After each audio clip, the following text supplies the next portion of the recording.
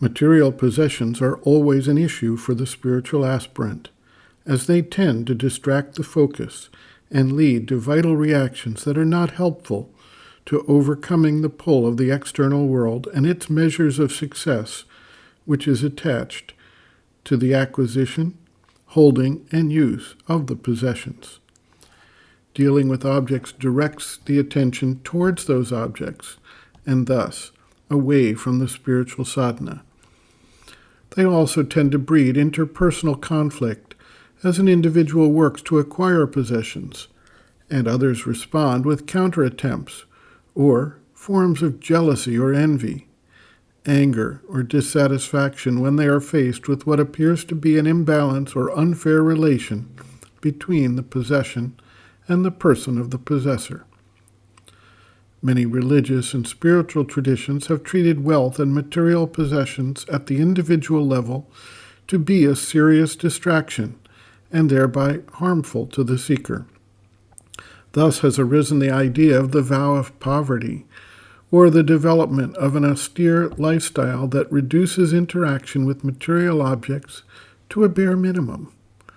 This does not solve the underlying tensions between spiritual focus and living and acting in the material world, but simply avoids the solution.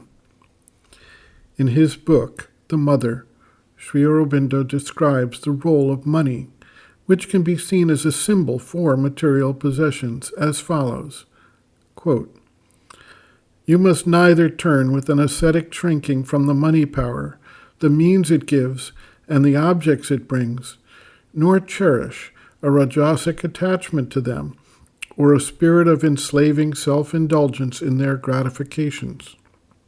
End quote. And, quote, "The ideal sadhak in this kind is one who, if required to live poorly, can so live, and no sense of want will affect him or interfere with the full play of the divine consciousness. And if he is required to live richly, can so live, and never for a moment fall into desire or attachment to his wealth, or to the things that he uses, or servitude to self-indulgence, or a weak bondage to the habits that the possession of riches creates. The divine will is all for him, and the divine ananda." End quote. Working out the details of this ideal of the right relationship to possessions implies inner work to deal with issues of attachment, desire, demand, and any signs of upset, anger, resentment, jealousy, envy, or self-dealing, any falsehood or dissimulation that is part of the external life for the normal acquisitive vital impulse.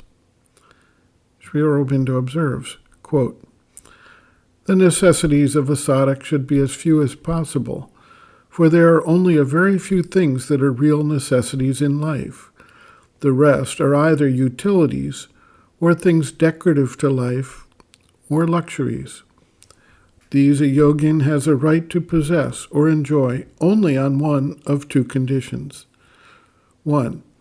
If he uses them during his sadhana solely to train himself in possessing things without attachment or desire, and learns to use them rightly, in harmony with the divine will, with a proper handling, a just organization, arrangement, and measure. Or 2. If he has already attained to true freedom from desire and attachment, and is not in the least moved or affected in any way by loss of withholding or deprival.